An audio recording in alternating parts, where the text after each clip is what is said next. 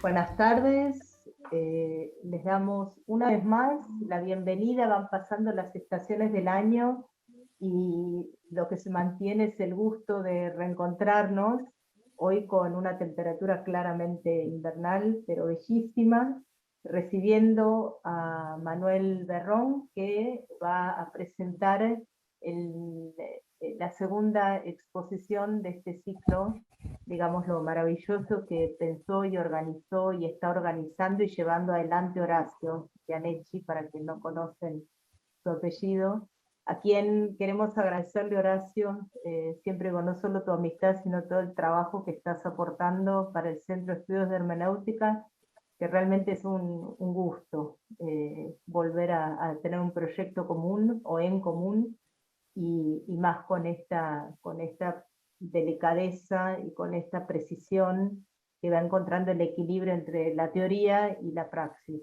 Es decir, reflexiones que no son puramente salidas de nuestro siglo XXI, y contaba recién que en una de las reformulaciones que Horacio hizo del título de este ciclo, cuando ya creímos que estaba listo, volvió a reformularlo y dijo, no, interpretar a Aristóteles en el siglo XXI. Entonces creo que eso es de un valor digno de ser mencionado, porque estamos en el siglo XXI leyendo, interpretando a Aristóteles, y todo lo que eso nos puede aportar de la mano de investigadores como Manuel Berrón, por ejemplo.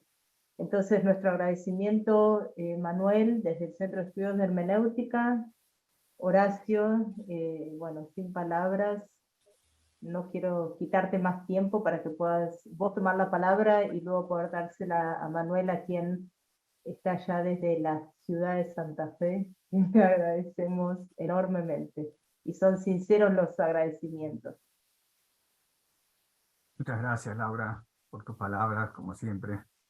Eh, bueno, muchas gracias a todas, a todos, por su presencia en este nuestro segundo encuentro del ciclo de conferencias Interpretar a Aristóteles en el siglo XXI, el cual se lleva a cabo, como dijo Laura, en el Centro de Estudios de Hermenéutica de la Universidad Nacional de San Martín. Reitero mi agradecimiento a quienes integran el centro, a su director, Carlos Ruta, quien, como he destacado en nuestro primer encuentro, tuvo la generosidad de convocarme para coordinar estas conferencias, a su directora académica, la incansable Laura Carugati, y a Marina Mayor y Diego Sánchez, de todos los cuales dependen, en lo fundamental, las actividades que realizamos en el marco de este ciclo. La conferencia de este segundo encuentro está a cargo de Manuel Berrón, a quien ahora agradecemos nuevamente, especialmente desde el Centro de Estudios de Hermenéutica, y a quien agradezco personalmente por haber aceptado la invitación a ser uno de los conferencistas del ciclo. Aprovecho la oportunidad para, también en lo personal, agradecer a Manuel por permitirme formar parte de un proyecto de investigación que él mismo dirige actualmente en la Universidad Nacional del Litoral, universidad en la que yo mismo, de muy joven, he estudiado Derecho durante poco más de 3 años, por lo que cierta nostalgia me provoca el estar participando de algo allí. Asimismo, reitero mi agradecimiento hacia él, que ya he expresado en nuestro primer encuentro inicial, por haber gestionado de su parte la publicación reciente en la editorial de la propia Universidad Nacional del Litoral del libro de Elmar Treptow, La relación entre la metafísica y los segundos analíticos de Aristóteles, libro que con Laura Carugati tradujéramos del alemán al español. En fin, tengo la enorme fortuna de conocer a Manuel desde hace varios años y de que me honre con su siempre generosa amistad. La mayoría de ustedes seguramente conoce a Manuel Berrón. Digamos por ello tan solo, y a manera de brevísima presentación o de mera indicación, porque lo importante es lo que él tenga hoy para decirnos, que Manuel es doctor en filosofía, se desempeña como profesor adjunto de Filosofía Antigua en la Universidad Nacional del Litoral y como profesor asociado de Problemática Filosófica en la Universidad Nacional de Entre Ríos. Y su ámbito de estudios, a la vez que de publicaciones, se vincula principalmente con el área de la filosofía aristotélica. El título de su conferencia hoy, como todas y todos ustedes saben, pues están en este encuentro precisamente para escucharla, es Estructura del argumento de Política 1 de Aristóteles, descripción, definición y explicación. Lo conveniente, ya y sin demoras, es llamarnos a silencio y convertirnos en oyentes de Manuela. Bueno, muchas gracias. Muchas gracias, Laura. Muchas gracias, Horacio, por palabras tan solemnes de tu parte, Horacio. El agradecido soy yo, ¿no? Con vos en primer lugar por la cuestión personal, con Laura también porque no, recién hoy la conocí personalmente, pero digamos, está en mi universo de personas conocidas desde hace mucho más tiempo. Luego también, naturalmente, con el Centro de Estudios de Hermenéuticas y con la Universidad de San Martín, porque es donde se acoge el centro. Así que, bueno, yo el agradecido soy yo, ¿sí? Y también le agradezco mucho a quienes están hoy formando parte del auditorio, entre quienes reconozco a colegas y amigos y a otras personas que no conozco, pero con las cuales espero poder compartir un momento de discusión. Bueno, sin dilatar más el inicio de esta conferencia, yo titulé a esta conferencia Estructura del argumento de Política 1 de Aristóteles, descripción, definición y explicación.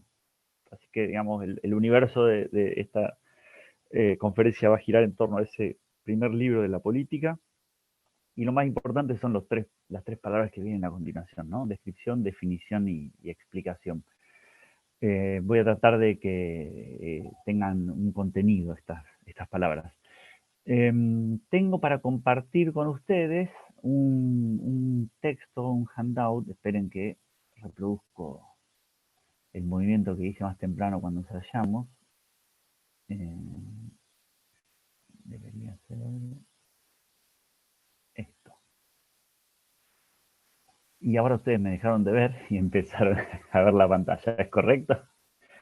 Sí, pero ¿Es te correcto? vemos también, ¿eh? Pero te Ah, ¿me vemos, ven a te mí? vemos. ¿Me ven Sí, sí. chiquitito? Bueno, Sí, sí, te Sí, perfecto. vemos. sí, Bueno, te bueno, vemos. bueno, muy bien, muy bien. Entonces, ahí está el título de la conferencia y una serie de textos complementarios, ¿sí?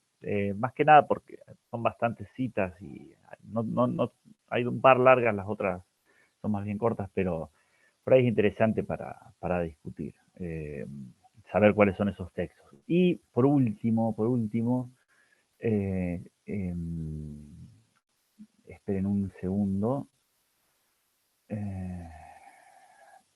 Esperen un segundo.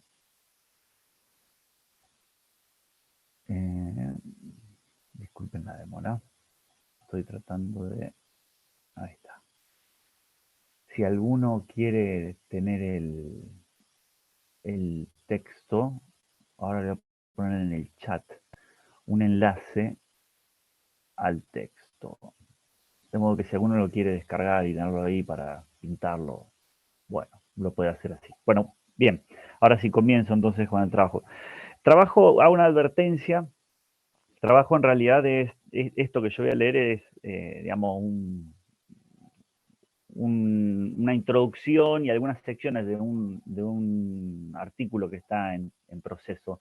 Con lo cual entonces no voy a hablar de todo el libro, de todo Política 1, porque no tengo el espacio suficiente aquí. Me voy a concentrar en una sección vinculada a la economía y a la oikonomike y a la grematistike. Para tratar de demostrar esto segundo, ¿no? De las descripciones, definiciones y explicaciones. Entonces, el título queda un poco grande para lo que realmente voy a leer. Pero bueno, comienzo entonces. En distintos trabajos de los últimos años he tratado de mostrar la presencia del así llamado método de los analíticos en un texto clave de la filosofía práctica aristotélica como es Política 1 de Aristóteles. Las diversas investigaciones realizadas sobre los tópicos que Aristóteles va tocando a lo largo del libro nos permiten observar una estructura general sobre la cual hoy deseo concentrar mi atención. En las líneas iniciales del libro, Aristóteles propone una polémica cuando sostiene que algunos han opinado que el gobierno del político, el del rey, el del administrador de la casa y el del amo son de la misma naturaleza. Esta tesitura, aparentemente defendida por Sócrates y Platón, no es compartida por Aristóteles y por ello él se habría propuesto mostrar las diferencias entre estas formas de ejercer el poder. El procedimiento minucioso según el cual va realizando las discriminaciones supone necesariamente un seguimiento de los fenómenos a investigar. En este sentido, Aristóteles se ocupa de una materia que le es dada y que representa para nosotros una gran dificultad, pero sobre todo una gran objeción moral. Tales son los casos de la esclavitud, la monarquía o el lugar de la mujer en la polis. Sin ánimo reformista, Aristóteles se ocupa de poner un orden teórico en esa experiencia. La descripción de los hechos no se limita a caracterizar lo observado, sino que permite establecer diferencias. Diaforai. Este término es clave porque conecta uno de los tópicos centrales de la investigación científica, tal como se la presenta en los analíticos. En efecto, si se toma como punto de partida un cierto todo, estamos en condiciones de establecer las diferencias, paso necesario y clave para poder definir. Las definiciones son los principios de las ciencias, tal como Aristóteles lo recuerda en distintos lugares. Por otra parte, una vez establecidas las definiciones, el trabajo del científico consiste en resolver y explicar los diversos problemas planteados a los que vayan surgiendo a lo largo de la propia investigación. En este sentido, Aristóteles establece una serie de definiciones centrales en Política 1.2, la definición de las comunidades fundamentales como la aldea o la casa, la ciudad también, y el fin de la ciudad entre las principales definiciones. A continuación, trabaja los diversos temas que se conectan con el gobierno del político, el poder del amo, la administración de la casa y los principales bienes de la casa.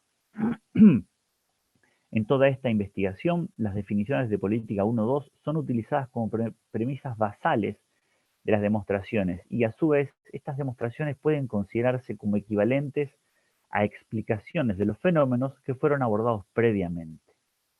El trabajo realizado por Aristóteles tiene una enorme complejidad, pero no es imposible elaborar una presentación esquemática mínima que pueda mostrar el procedimiento general realizado por el estagirita y que, de ese modo, quede probada nuestra interpretación. Para justificar nuestra lectura, llevaremos a cabo el siguiente recorrido. En un apartado breve expondremos el problema presentado en el capítulo inicial de Política 1.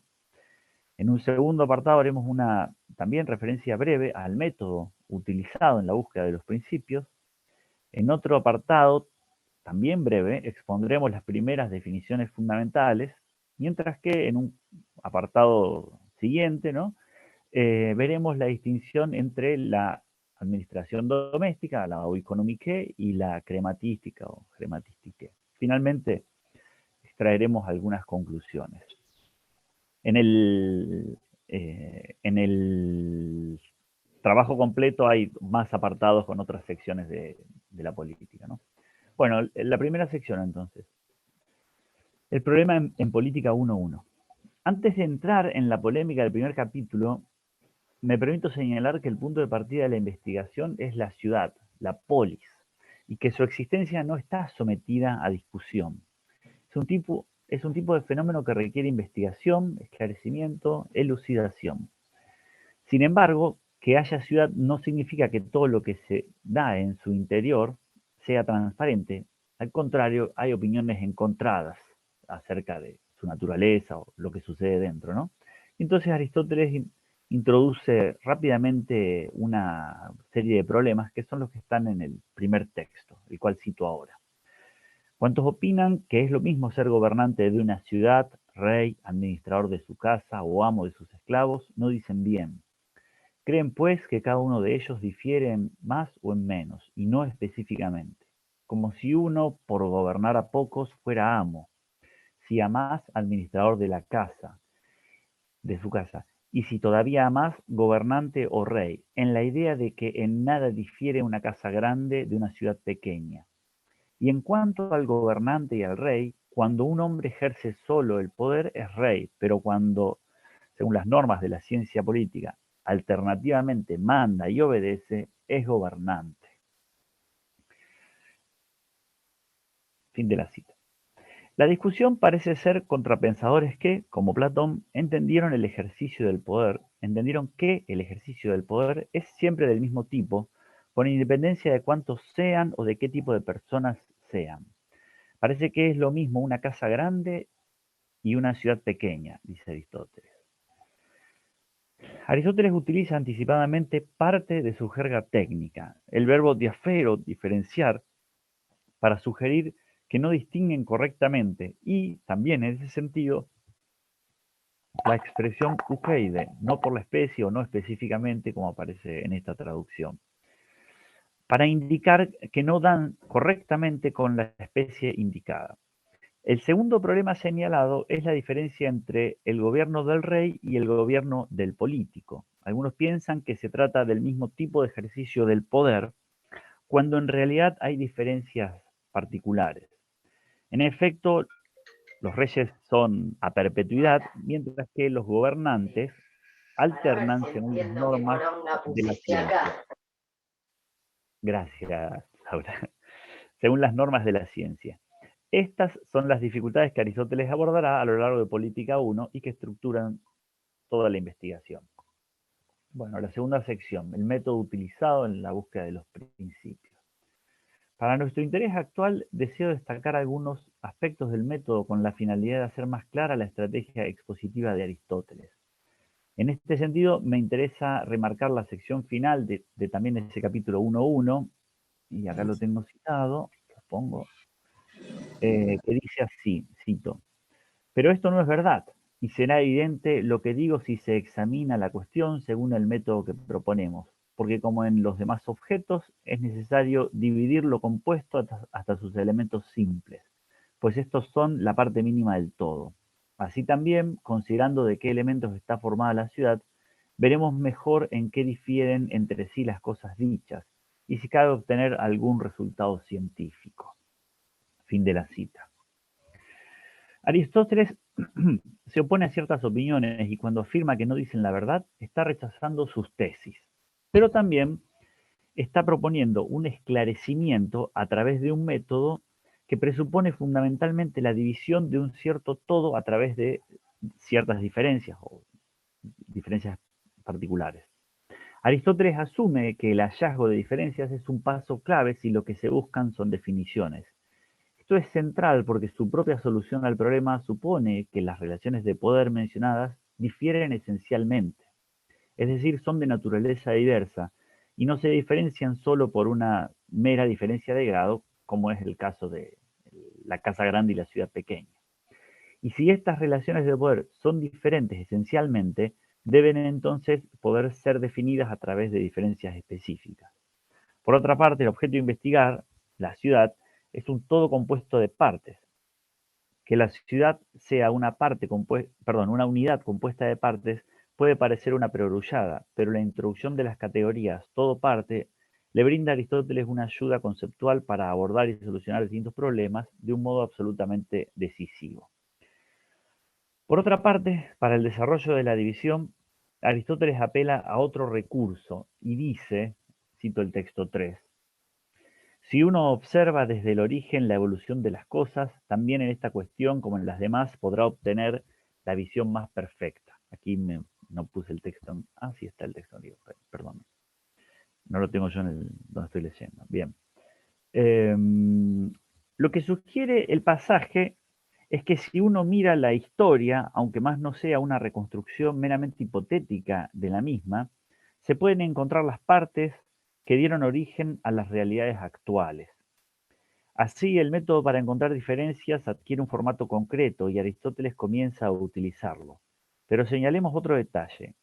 Buena parte de lo que viene será establecido apelando a observaciones, unas más ingenuas y evidentes, incluso compartidas con la biología, por ejemplo, que el macho y la hembra se unen para la reproducción, y otras con una buena carga hermenéutica de fondo, por ejemplo, que hay ciertas comunidades constituidas para la vida cotidiana o para la satisfacción de necesidades no cotidianas, como son las definiciones de casa y aldea. Sin embargo, bien puede decirse que Aristóteles está apoyando su investigación en hechos reconocidos a partir de lo que sucede, y esta es una expresión que él usa en el inicio del capítulo 5, dice «Ton ginomenon katamathein», ¿no? Los hechos, digamos, que suceden, ¿no? El aprendizaje a partir de esos hechos. Veamos ahora someramente cómo se examinan estas primeras diferencias. Voy entonces ahora a la tercera sección en donde aparecen las primeras definiciones de la ciudad y de otras comunidades en Política 1.2. El incipit de Política 1.1 nos informa que la ciudad es una comunidad organizada con miras a un bien. En el texto 4 está el inicio de la política, puesto que vemos que toda ciudad es una cierta comunidad y que toda comunidad está constituida con miras a algún bien, porque en vista de lo que les parece bueno, todos obran en todos sus actos. Es evidente que todas tienden a un cierto bien, pero sobre todo tiende al supremo la soberana entre todas y que incluye a todas las demás. Esta es la llamada ciudad y comunidad política. Fin de la cita.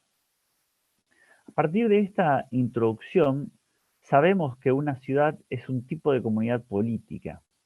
Sin embargo, esta información no alcanza a constituir una definición de la ciudad. Es clave conocer algo de la cosa, incluso conocer su existencia, para poder luego proceder a conocer su esencia. El camino para establecer los elementos definicionales de la ciudad se desarrolla en Política 1.2, donde se afirma que la ciudad es un todo compuesto que necesita ser dividido para poder examinarlo atentamente. El largo pasaje de Política 1.2, 1252A 24, B 27, comprende un desarrollo que asume la descomposición de la ciudad en sus partes mínimas, a saber, las comunidades primitivas, la casa y la aldea, así como las relaciones de dominio elementales, hombre-mujer, padre-hijos, amo-esclavo.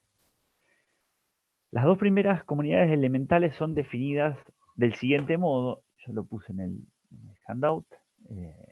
La casa es la comunidad naturalmente constituida para la vida de cada día o la satisfacción de las necesidades cotidianas, depende de la traducción. La aldea es la comunidad formada por varias casas para la satisfacción de las necesidades no cotidianas. Un aspecto central de estas definiciones es que suponen que las relaciones de poder del hombre sobre los hijos, los esclavos y las mujeres se dan en la casa. Esto tiene cierto impacto a la hora de distinguirlas respecto de lo que sucede en la ciudad. Más adelante, gracias a través del espíritu de ese desarrollo mereológico genético realizado en esa sección que yo mencionaba antes, Aristóteles apunta a mostrar que la ciudad es una comunidad distinta de las dos que la constituyen materialmente y que además es una comunidad que supera a las precedentes. Un aspecto, y que supera a las precedentes. Dice Aristóteles, esto es el texto 6, cito, la comunidad perfecta, constituida a partir de muchas aldeas, es la ciudad. Además tiene, por así decirlo, todos los límites de la autosuficiencia, pues llega a ser a causa de las necesidades de la vida, pero subsiste por el buen vivir. Fin de la cita. Con esta información, Aristóteles discrimina dentro del universo de comunidades, casas y aldeas incluidas, aquella que se diferencia específicamente por poseer un bien específico, la autarquía. Este bien es especificado más aún, consiste en el buen vivir, en el eutzen. La característica distintiva parece ser ciertamente la autosuficiencia, puesto que la casa tiene como fin la satisfacción de las necesidades diarias, mientras que la aldea se ocupa de cubrir las necesidades no cotidianas. De este modo, la ciudad tiene un fin diferente y específico que viene dado por la autarquía. La declaración subsiguiente que conecta la autarquía con el leutzem pareciera más bien aclarar el contenido del Leutzen. En efecto, vivir bien es una expresión genérica que implica distintas cosas. Naturalmente, el ejercicio de las virtudes, pero también la familia, la salud, etc. Mientras que la autosuficiencia es una condición concreta del hombre libre que, a su vez, es una condición necesaria, pero no suficiente para el Leutzen. No obstante, si bien la ciudad es el lugar que hace posible la autarquía y el vivir bien, este último fin pertenece al ámbito de la ética y no a la política. Parece razonable pensar que la ciudad otorga la condición de hombres libres a los ciudadanos, puesto que esto sí está a su alcance, mientras que de hecho el alcance de la felicidad y del Leutzen queda reservado a la realización de otras acciones. Al margen de estas consideraciones, parece haberse definido implícitamente a la ciudad del siguiente modo, y ese es el texto 7. La ciudad es la comunidad donde es posible la autosuficiencia, esto es el buen vivir, el Leutzen. Es cierto que la definición no aparece explicitada de este modo, pero es claro que con esta caracterización como el lugar acabado o perfecto donde se da el fin de la ciudad, Aristóteles estaría precisando un rasgo central de ella que puede ser interpretado como su causa final. En efecto, la causa final tiene que desprenderse necesariamente de una característica de la esencia de la ciudad. La idea de que es la ciudad donde se da la autosuficiencia y así el buen vivir es muy importante, no solo en el plano de la política, sino también en el plano de la ética. No olvidemos la estructura teleológica propuesta en Ética Nicomaquea 1.1, por un lado, así como la subordinación de la ética a la política en el segundo capítulo del libro primero de la Ética Nicomaquea.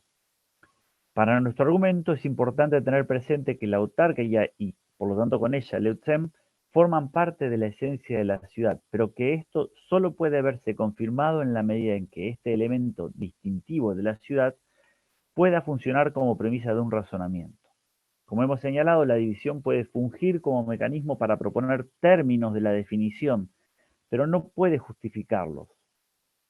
Este procedimiento está reservado a la demostración. En este sentido, si la definición de ciudad hallada es correcta, debería servir de premisa en las investigaciones ulteriores y por lo tanto debería servir como principio explicativo.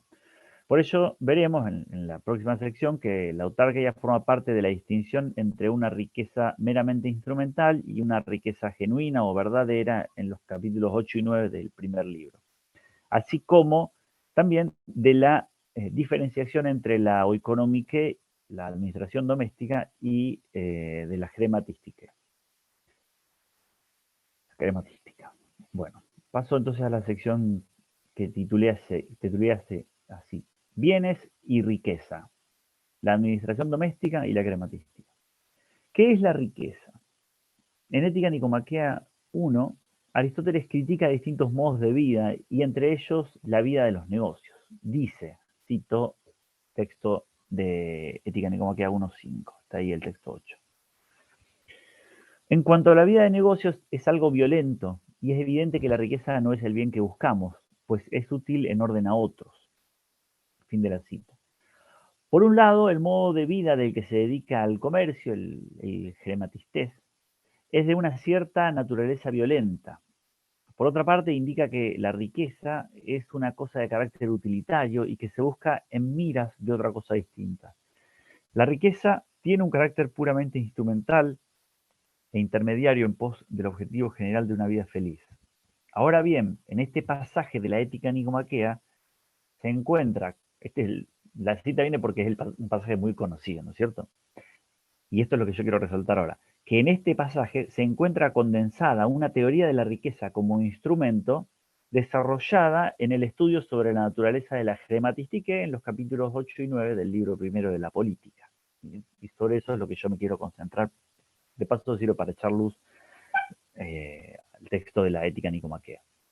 El tema de la riqueza se encuentra inserto dentro de un estudio más general acerca de otras dos técnicas, la crematistique y la oikonomike.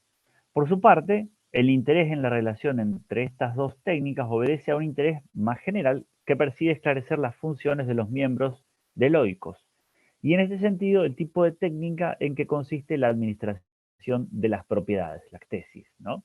De la casa, y que debe ser dominada por el jefe del hogar. Y en este sentido también el lugar de los esclavos.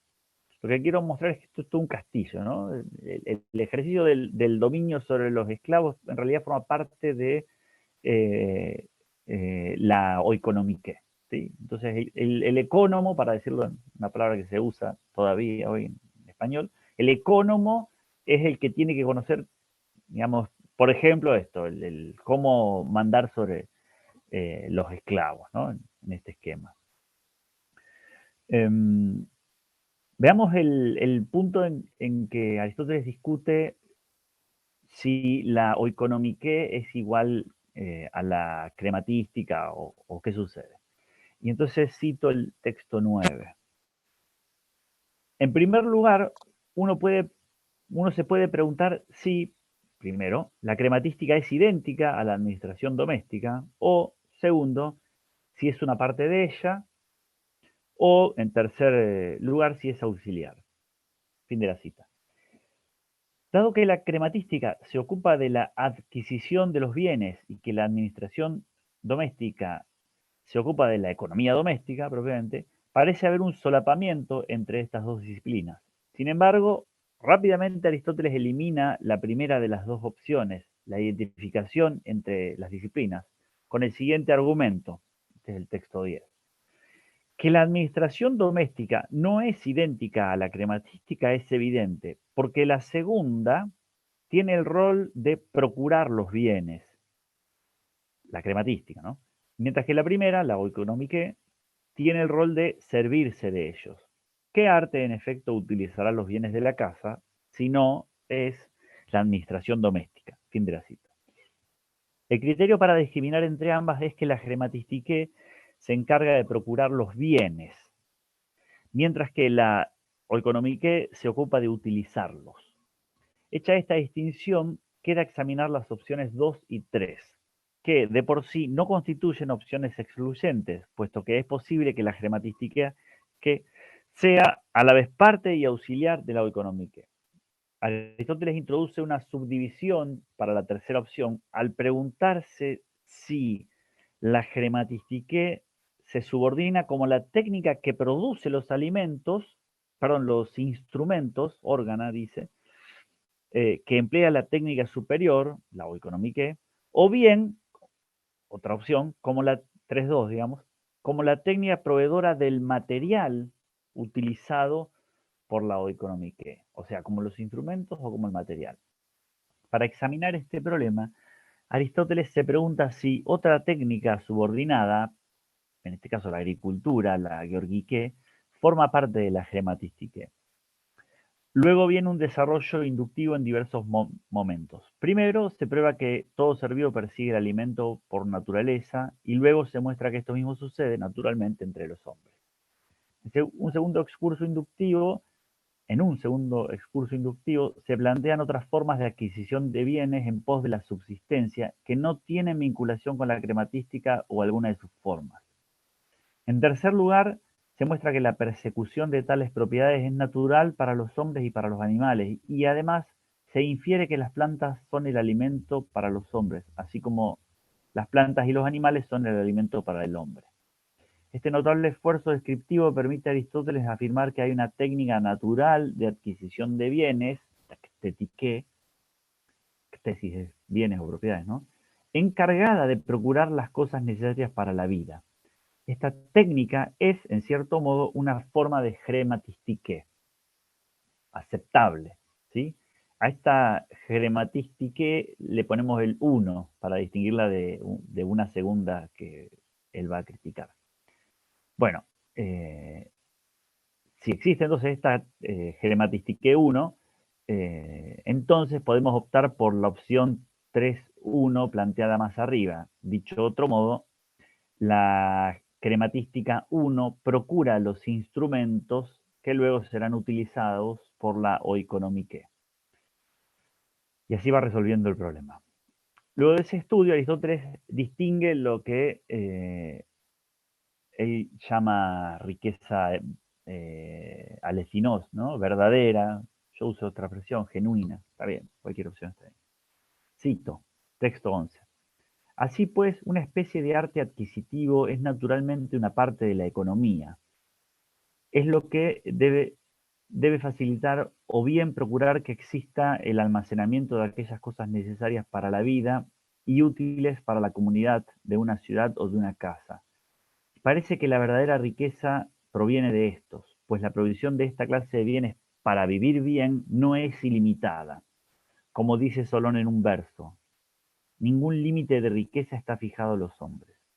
En efecto, existe aquí uno, como en las demás artes. Ningún instrumento de arte alguna es ilimitado, ni en cantidad ni en magnitud. Y la riqueza es la suma de instrumentos al servicio de una casa y de una ciudad. Por lo tanto, es evidente que hay un arte de adquisición natural para los que administran la casa y la ciudad. Fin de la cita. La actétique legítima, sea la crematística o alguna de las otras ciencias mencionadas, es según naturaleza, ¿no? Cataphysin, dice el texto, y forma parte constitutiva de la oikonomike. Esta actétique debe proveer los bienes necesarios para la vida, sea esta la comunidad primera, esto es, la casa, o la comunidad última, esto es, la ciudad. La suma de estos bienes es la que constituye la base de la riqueza genuina, lestinos plutos, como dice Aristóteles en griego, que, como se detalla más adelante, equivale al conjunto limitado de instrumentos que hacen posible la vida. Para llegar a esta afirmación es clave la crítica a la opinión de Solón sobre lo limitado de la búsqueda de riquezas. En este argumento, el concepto clave es instrumento, órgano, ¿no? Que naturalmente está asociado a techne. El argumento asume que toda arte utiliza un número limitado en cantidad y magnitud de recursos, ¿no?, para alcanzar su fin propio. El carácter de esta premisa es evidentemente inductivo. La experiencia que tenemos acerca del funcionamiento de las artes nos enseña que en ellas el fin perseguido se alcanza con un número finito de medios. De igual modo, debe acontecer entonces con la técnica adquisitiva. Si lo que buscamos es un tipo de técnica, en cuanto tal, debe regirse por la misma regla general y, por ello, también requiere un número limitado de medios. De este modo, la actétique qua techne, o sea, en tanto que techne, cuenta con un número limitado de instrumentos para alcanzar su fin. Y como corolario del razonamiento, Aristóteles define la riqueza entonces como precisamente la suma de los instrumentos al servicio de una casa o de una ciudad. Finalmente agrega que esa riqueza es natural, cataphysin, y por ello, como hemos señalado, estos medios limitados y acorde a la naturaleza son los que conforman la riqueza necesaria y suficiente para alcanzar el fin. Es a esta suma de instrumentos que Aristóteles adjetiva alecinos, es decir, bueno, real, genuina, verdadera. Por otra parte, hemos visto que en Ética Nicomaquea, el pasaje que yo comentaba antes, se enfatiza el carácter instrumental de la riqueza, el cual, a la luz del examen desarrollado en Política 1.8, se revela con toda claridad. La riqueza está constituida por el conjunto de medios o instrumentos que sirven a la realización del fin de la casa o ciudad. Y a esto debe añadirse ahora que este fin se caracteriza por la autosuficiencia, que es la condición para el vivir bien, como se sigue de Política 1.2. Así como por la felicidad en el plano individual, según Ética Nicomaquea 1.7. Además, dado su carácter de medio, es necesariamente limitada y en contra de la opinión de Solón no puede extenderse al infinito. Aristóteles considera atopon, absurda o extravagante, esa riqueza superabundante de Midas, de quien se cuenta, convertía en oro todo lo que tocaba. Por otra parte, también se encuentra presente de modo implícito la idea de un término medio para la prosecución del fin. Ni poca ni mucha riqueza sirven al fin buscado, solo la cantidad justa servirá genuinamente para ello. De este modo, la riqueza genuina es la que cumple con el bien último y solo ella. Esta Alestinos Plutos encuentra su fundamento en su asimilación a un instrumento y sirve para justificar la existencia y legitimidad de una crematística natural y justa, la 1, que se distinguirá de otras formas de adquirir riqueza, la crematística 2, digamos, que tiene como característica, digamos, no tener un límite en la provisión de riquezas, ¿no? Naturalmente, esa crematística 2 va más allá de lo conveniente y de lo natural, y tiene como, digamos, cuco, como error, digamos, de referencia el ejemplo de Midas. Más adelante, en el capítulo 9 de Política 1, se caracteriza el segundo tipo de crematística como directamente vinculado al comercio y al intercambio de bienes. Dicho intercambio se hace sobre la base del dinero y en dicho intercambio no hay límite alguno, como yo decía antes. Aristóteles deja claro que hay dos tipos de crematística, cada una con su fin específico, así como sus instrumentos específicos. Y por ello, dos definiciones posibles para cada una de ellas. Sin embargo, se confunden y por eso las distingue, añadiendo a cada una su fin propio, y este es el texto 12. La causa es la estrecha afinidad entre las dos crematísticas. Sus empleos, siendo con el mismo medio, se entrecruzan, pues ambas utilizan la propiedad, pero no se da de la misma manera, sino que ésta atiende a otro fin, y el de aquella es el incremento. De ahí que algunos creen que esa es la función de la economía doméstica, y acaban por pensar que hay que conservar o aumentar la riqueza monetaria indefinidamente. La causa de esta disposición es el afán de vivir y no de vivir bien. Fin de la cita. Bueno, reafirmando lo que decíamos antes, ¿no? Hay una crematística 1, que es la que sirve a la economía doméstica, que tiene un fin que es limitado, y que tiene que ser el de hacer posible el vivir bien, y la crematística 2 no encuentra límites, ¿sí? Ambas crematísticas se parecen puesto que utilizan la propiedad. Aquí radica el origen de la confusión, pero este uso no es del mismo modo, sino que se encuentra direccionado y diferenciado por el fin perseguido. En este sentido, el fin de la crematística 2 es exclusivamente el incremento de la riqueza y un incremento ilimitado. La razón de esta búsqueda ilimitada es el afanarse o empeñarse por vivir. La cláusula negativa que cierra la cita introduce el que sería el fin último de la economía doméstica, el vivir bien, el leucem.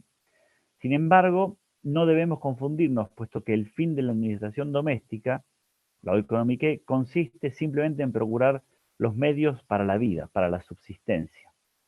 La diferencia entre ambas técnicas es que los medios de la oikonomike están absolutamente delimitados, mientras que los de la crematística 2 son ilimitados. Aristóteles entiende que los bienes materiales son condición necesaria para el desarrollo de una buena vida o una vida buena, por lo que el desarrollo de esta actividad es indispensable para alcanzar el fin último. Sin embargo, no ocurre lo mismo con el segundo tipo de crematística, que, como es patente, al no reconocer límites puede incurrir en excesos tales que puedan llegar a entorpecer el alcance de la meta última. Bien. Veamos ahora la conexión entre estos razonamientos y el capítulo segundo del libro primero. Recordemos las definiciones, están allá.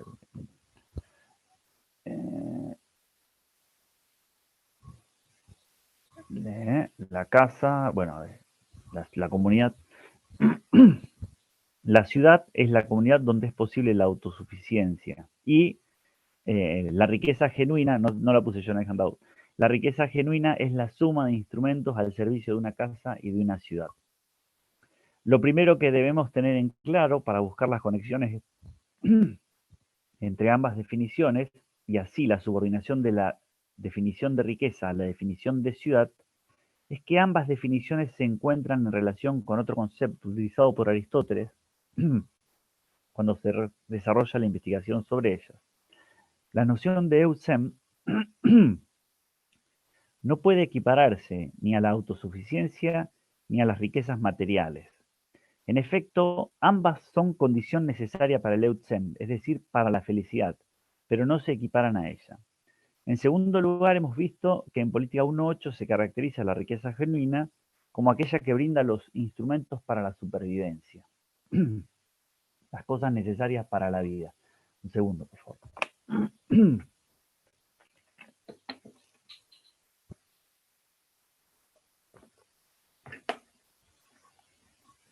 las cosas necesarias para la vida. Y se deja asentado que estos instrumentos son necesarios no solo para la vida, sino para el buen vivir.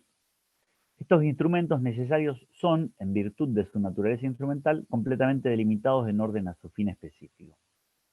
De este modo, en la misma definición de riqueza se encuentra implícita la noción de límite. La riqueza genuina es la suma limitada de instrumentos. Las definiciones de ciudad y de riqueza suponen de algún modo la noción de Eutsen, que, sin embargo, no es el objeto de la ciencia política. En efecto, como es sabido, el Eutsen, entendido como felicidad, es competencia de la ética, que, no obstante, no deja de estar subordinada a la política. En este sentido, la política sí tiene como competencia establecer las bases de la autosuficiencia y de la riqueza verdadera, puesto que ambas son obviamente objeto de una ciencia política, o de la ciencia política, y a su vez condiciones para la felicidad. En este sentido, podemos buscar la articulación entre ambas definiciones, atendiendo que autarquía es un concepto de más amplio alcance que el de riqueza y que por ello necesariamente lo determina. Así es manifiesto que a partir de una cierta noción de autarquía puede determinarse cuáles son los límites de una riqueza genuina y no a la inversa. Por esta razón, cuando en la definición de riqueza se estipulan límites según la naturaleza, estamos obligados a mirar hacia la autarquía como la noción que establece dichos límites. Asumido lo anterior, observamos que la noción de autosuficiencia expresa el término específico de la definición de ciudad. Dentro del género de las comunidades, la ciudad es la que hace posible la autosuficiencia. Ahora bien, en el estudio desarrollado a lo largo de Política 1, particularmente en torno a la diferenciación entre los tipos de crematística, la crematística 1, la riqueza genuina, y la crematística 2, la riqueza ilimitada, observamos que esta característica de la ciudad funciona como una premisa tácita. La autosuficiencia es parte de la naturaleza de la ciudad y por ello todas las instituciones y funciones que se den en su interior deben serle subordinadas o deben estarle subordinadas. Por ello, dentro de la estructura argumentativa, este concepto opera como principio para buena parte de los razonamientos desarrollados en las secciones ulteriores. En el caso particular de la riqueza genuina, observamos que la condición que delimita toda riqueza genuina se encuentra en que esté conformada por un número limitado de instrumentos que satisfagan las necesidades de la vida. Si bien Aristóteles utiliza explícitamente el concepto de Eutsen, necesariamente también está suponiendo el concepto de autosuficiencia, porque como se ha establecido, ella es una condición para el Eutsen. No tiene sentido afirmar que la riqueza genuina puede garantizar el vivir bien, pero no la autosuficiencia. Por ello, la riqueza genuina debe garantizar tanto el vivir bien como la autosuficiencia. Por ello, finalmente es posible afirmar que ambos conceptos funcionan como presupuestos para el establecimiento de la riqueza genuina. Bueno, leo un par de parrafitos de conclusiones y cierro.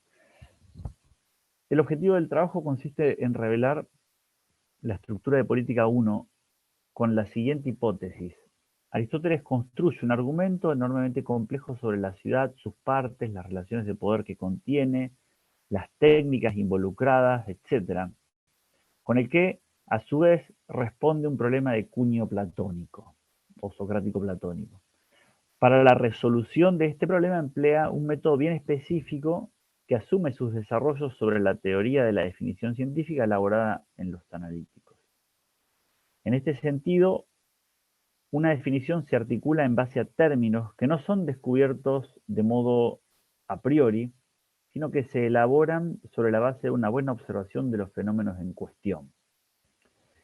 Así, hemos pretendido enfatizar que las categorías desarrolladas por Aristóteles se apoyan en diferentes hechos bien conocidos por todos, o al menos por los atenienses del siglo V y IV d.C. Entonces, sobre la base de esa información empírica se obtienen los términos que pueden componer las definiciones. Más allá de nuestras objeciones morales a instituciones aberrantes, como las de la esclavitud, ¿no?, la monarquía, podemos defender la idea de que él busca, lo cito, digamos, en el capítulo 5 dice, partir de los fenómenos que luego también deben poder ser explicados. El problema inicial se multiplica en diferentes problemas particulares.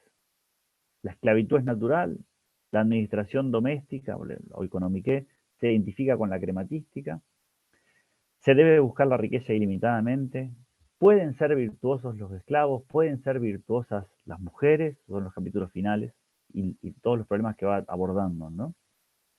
Todos estos problemas, de todos estos problemas, nosotros en esta exposición nos hemos concentrado únicamente en lo relativo a la crematística y a la riqueza verdadera. Pero si nuestra interpretación es correcta, hemos visto de qué modo la definición de ciudad y la introducción del término de autosuficiencia como término clave son determinantes para poder discriminar entre la administración doméstica y la crematística, así como entre una riqueza verdadera y una riqueza deformada. Este proceso de esclarecimiento de problemas no puede ser interpretado únicamente como un proceso dialéctico, fue la lectura predominante hasta hace unos 15 años, porque la resolución del problema se establece o se alcanza utilizando las definiciones iniciales, como he tratado de mostrar. Si estas definiciones funcionan entonces como premisas de los razonamientos, entonces lo que tenemos no es una mera prueba dialéctica, sino que tenemos lo que según Aristóteles serían verdaderas o genuinas demostraciones, lo que equivale también a decir a explicaciones de los hechos, puesto que estas demostraciones o explicaciones nos estarían mostrando las causas, ¿no? En este caso la causa final, como es el caso de la autarquía. En el caso estudiado, la autosuficiencia es la causa final de la crematística, de la administración doméstica, etc. Y además, si las definiciones son premisas de los razonamientos, las definiciones son principios y, en este caso, principios de la ciencia política, que es, en definitiva, lo que Aristóteles está persiguiendo elaborar aquí en este primer libro. Hasta aquí la exposición.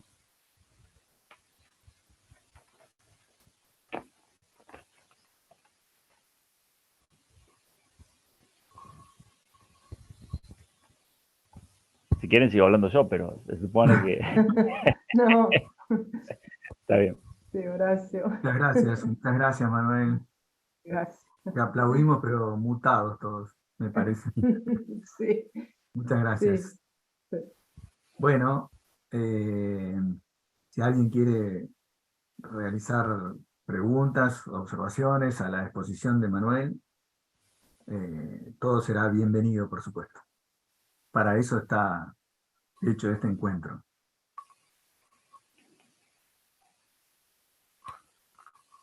Yo no alcanzo a ver a la... Perdón, Manuel, ¿podés dejar de compartir de pantalla si querés? Así nos vemos mejor. Ahí está. Sí, por supuesto. Gracias. No, Perfecto. por favor, al contrario.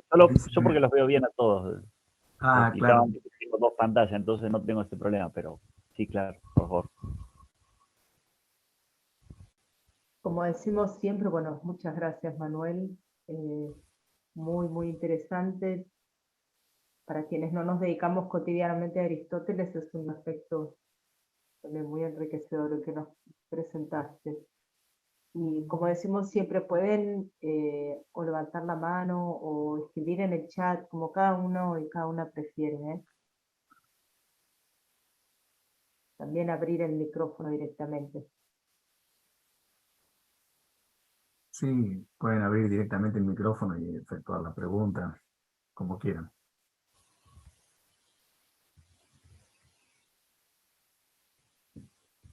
¿Alguien quiere romper el hielo? Yo una pregunta, perdón. Adelante, adelante, Laura. Cuando se dice, digo, no lo abordó, pero gustaría saberlo. ¿Es autoridad o poder cuando se refiere a los tipos de autoridad, o sea, del padre sobre los hijos, ¿no? En la casa, cuando dice, bueno, la política es cuando todos mandan y obedecen a la vez, que me parece un principio fundamental. Pues, ¿es poder o es autoridad? Una pregunta. Son relaciones de dominio. Sí. Sí, yo lo caracterizaría mejor así, relación de dominio, relación de poder. Okay. Hay tres relaciones de poder fundamentales que son esas en la casa, ¿no es cierto? Del hombre sobre la mujer, por un lado, sobre los niños y sobre los esclavos, en la casa. Luego ahí está la del político, que es sobre otros ciudadanos, o la del monarca sobre los otros ciudadanos. Pero yo diría relaciones de poder. Supuestamente no, si hay una relación de poder, hay uno que es autoridad, pero no sé, ahí hay una discusión que yo no conozco, seguramente la que estás pensando. Pero yo, digamos, lo llamaría así simplemente. Gracias.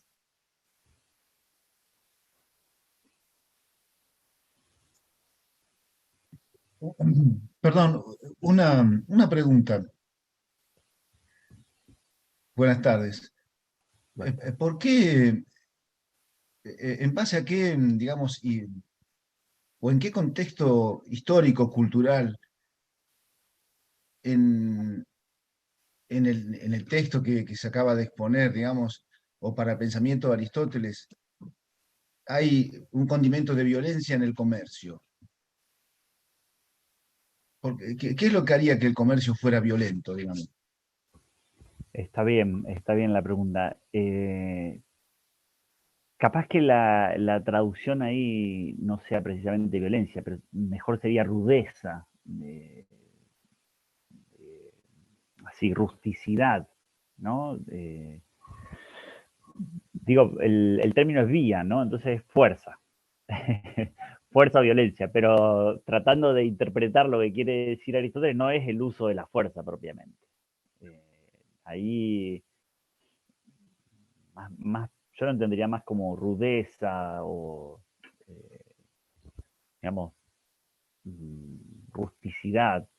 Ahora tengo una referencia para eso, pero ahora no la tengo presente, porque es algo que también yo en un momento lo busqué, pero no lo tengo leído, esa referencia no la tengo leída, digamos, recientemente, no la tengo presente, no tengo presente quién hace un comentario sobre eso, si no digamos, te sugeriría la referencia, pero es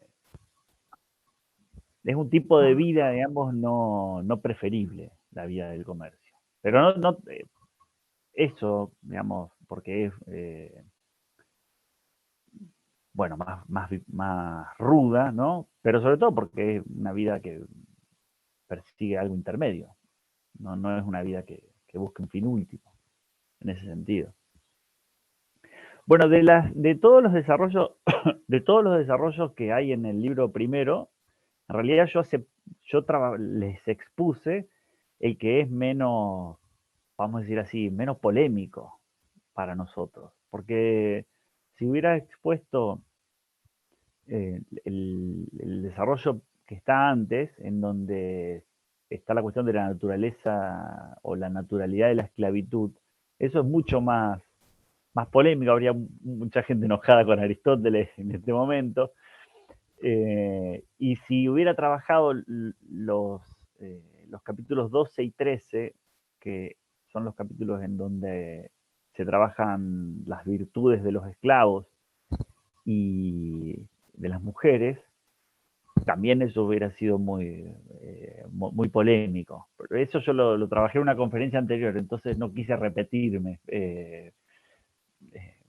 Seguramente me imaginaba que iba a haber colegas y no quería leerles las mismas cosas. Pero ahí contesto la pregunta desde Colombia, que no sé quién, José. Pero esos capítulos, los capítulos sobre la esclavitud o sobre las virtudes de las mujeres son mucho más difíciles de asimilar para nosotros. Pero lo que yo pretendo mostrar en el trabajo completo es que el método perseguido es el mismo. Todo se resuelve invocando las mismas premisas últimas.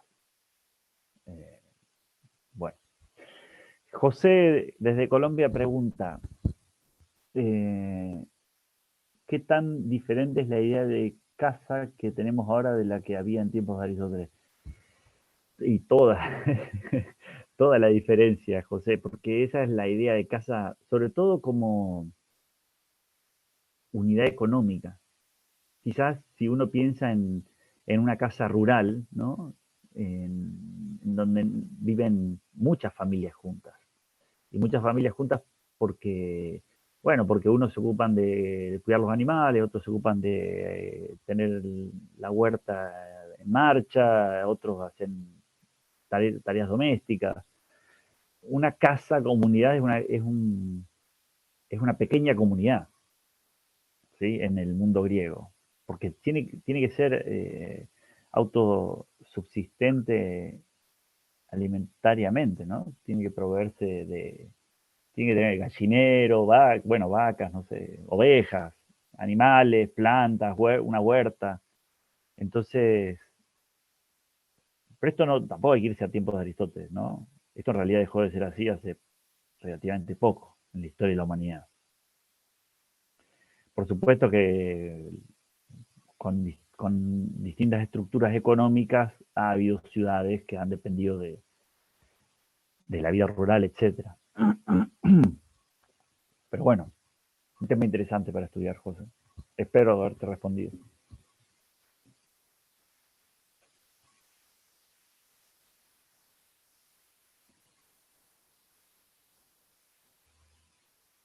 ¿Alguien más se anota con una pregunta? Si no, yo tengo una para vos, Manuel. Dale. Bueno, en primer lugar, gracias por esta presentación que expone la complejidad, digamos, del método de investigación de Aristóteles en la política. Y mi pregunta tiene que ver con eso precisamente. ¿Cómo Aristóteles llega a definiciones integradas por términos, los cuales dependen de una observación, digamos, es decir, los cuales a los cuales llega Aristóteles a partir de los fenómenos, digamos. Allí fenómeno, digamos. ¿Cuánto de esos fenómenos, cuánto hay en esos fenómenos de opiniones, o más precisamente de endoxa, en el sentido que Aristóteles utiliza en tópicos y que define, digamos, caracteriza en tópicos 1, digamos, ¿no? 1.1, si no recuerdo mal. ¿Cuánto hay allí de el parecer de las personas, ya sea de todos o de la mayoría, o de los sabios, y de entre estos de todos, o bien de la mayoría, o bien de los más reputados para recurrir a esa caracterización de los endoxa de tópicos 1? ¿Cuánto hay allí, digamos? ¿Cuánto hay inmerso en esa observación, digamos, de Aristóteles? Bien. Gracias por la pregunta, Horacio. Está muy bien. Cuando yo cité el primer pasaje del libro 1, no me acuerdo ahora el número de texto que es, a ver si lo tengo por acá. Perdón, sin que esto sea un obstáculo para que las definiciones en cuestión sirvan de principios para demostraciones, está claro, ¿no? Claro, no, sí, por supuesto, está bien. El punto sería el siguiente, y por eso iba a poner el ejemplo de esa primera expresión, ¿no? La ciudad como comunidad política, que es lo que está en el primer párrafo, ¿no? Eso lo dice Aristóteles, pero Aristóteles cuando lo dice, digamos, lo podría haber dicho Platón, lo podría haber dicho Sócrates, no sé, Gorgias, Protágoras, cualquiera podría haber dicho que la ciudad es una comunidad política, o es una cierta comunidad, así dice, fiscoinonía, ¿no? Entonces, con esa forma de llamar al fenómeno en cuestión, también yo dije, ¿no? No se pone en duda que haya ciudad, ¿no? Aristóteles toma como punto de partida algo que es, yo creo que tiene ahí como un doble carácter. Es una opinión reputada, es un endoxa, como vos lo mencionaste. Todos van a decir que eso es una ciudad. Habría un consenso ahí, esos endoxótaton, ¿no? Los más aceptados por todos, ¿no es cierto? Que es a la vez también una descripción y que es entonces a la vez también una, digamos, sí, una descripción de un hecho. ¿Sí? Un hecho que yo por ahí también usé la expresión en lo que leí, un hecho cargado hermenéuticamente, ¿sí? Interpretativamente. Porque bueno, hay que ponerle un nombre de ciudad con la carga que tiene, ¿no? Hay que decir que es una polis, ¿no? A eso, a esas casas juntas, a esos edificios. Pero claro, en el terreno de la filosofía práctica, los hechos son este tipo de cosas, ¿no? Si yo, por ejemplo, voy al tribunal, ¿no? O al ágora. Bueno, vamos al ágora, bueno, vamos o a una cierta plaza en donde está el tribunal, que no recuerdo el nombre ahora. Digamos, la gente que vive conmigo sabe que o voy al mercado, y por lo tanto voy a comprar o a vender algo, y si voy al tribunal voy a acusar a alguien o a defenderme de alguna acusación, porque esas son las cosas que pasan en los tribunales o en los mercados, ¿no? Además de ser, digamos, además de tener una cara visible, ¿no es cierto? Además de ser un edificio o un espacio vacío como es el ágora, son espacios que están cargados de una significación que el ateniense lo conoce, ¿no? Y entonces, bueno, decir esta es una polis es decir algo que cualquier ateniense, bueno, cualquier griego prácticamente reconocería allí, ¿no? Entonces, ciertamente el punto de partida es un tipo de opinión aceptada por todos, porque es una opinión que carga información y entonces, digamos, como punto de partida puede ser aceptado sin ningún problema. Información empírica en este caso, ¿no? Lo que sucede es que como punto de partida no me termina, no llega a ser un principio porque en ningún caso me está diciendo lo que es exactamente la ciudad. Por eso Aristóteles dice ahí tiscoinonía, dice una cierta comunidad. La polis es una cierta comunidad. Y no dice, bueno, ¿qué? Y entonces en el trasfondo está esa teoría de la definición en donde una definición realmente científica, que realmente me signifique conocer, o conocer la cosa, me tiene que dar la causa, ¿no es cierto? Y entonces el punto de partida es una idea general, compartida de ciudad, pero que tiene que ser, digamos así, profundizada, complejizada, para llegar a mostrar por qué es eso una ciudad, o qué es, ¿no? Una ciudad. Y ahí el qué es va a ser el lugar en donde es posible la autosuficiencia.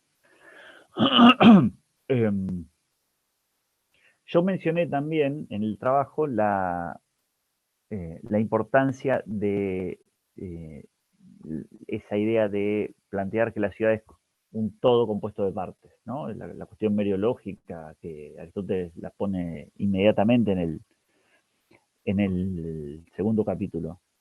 Y eso lo hace para poder mostrar, para poder avanzar precisamente en el análisis de lo que es la comunidad, de lo que es la polis. Y a partir del análisis en el sentido más etimológico, ¿no? La descomposición, ¿no? Analizar quiere decir eso, quiere decir dividir o descomponer lo que es, digamos, un todo, ¿no? Entonces, al descomponer ese todo, aparecen las aldeas, o los caseríos, y aparece la casa como la última unidad en la que se puede disolver una ciudad, ¿no? Entonces, a partir de ahí, digamos, continúa el proceso que invoca opiniones reconocidas, pero no por su carácter exclusivo de endoxa, sino por el hecho de que describen lo que pasa. Describen qué es una casa, como preguntaba recién José, describen quiénes viven en la casa, están las mujeres, los niños, los esclavos y los que mandan, pongamos así, el hombre libre, ¿no? Esos son los hechos, ¿no? Y a partir de ahí, Aristóteles va tomando, digamos, las notas distintivas, esos joroi, ¿no? Esos términos que pueden componer las definiciones. Y entonces,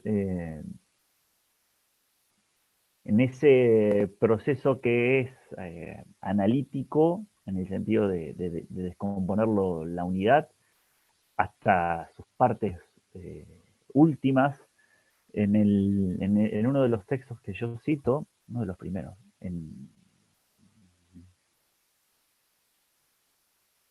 el texto 2, ¿no? Ahí dice, ¿no? Descomponer esto hasta las partes últimas del todo, ¿sí? Porque cuando ya no se puede dividir más, dividir también podría ser una palabra, ¿no? En vez de analizar. Cuando ya no se puede dividir más, quiere decir que ahí se detiene ese proceso, ¿no? Y a partir de ahí se pueden armar las partes.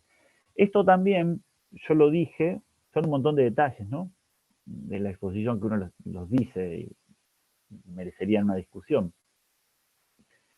Dividir, eso está asociado, por allí anda Fabián, eso está asociado a un método que tiene, digamos, raigambre hasta más allá de Platón, ¿no? Pero, digamos, enormemente teorizado por Platón, y que Aristóteles se ocupa de criticar enormemente en el libro segundo de los segundos analíticos como el método para poder establecer las definiciones.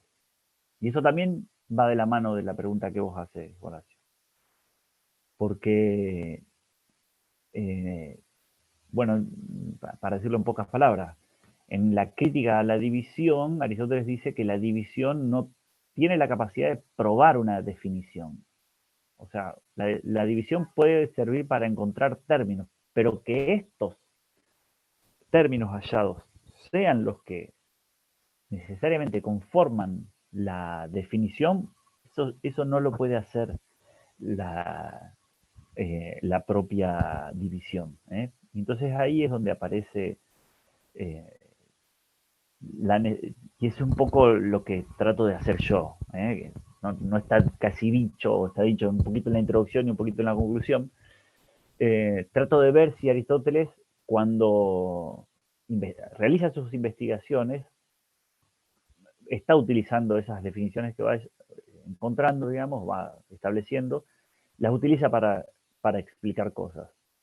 Porque solo si las utiliza para explicar, esas definiciones entonces son definiciones reales, digamos, son definiciones de cosas reales.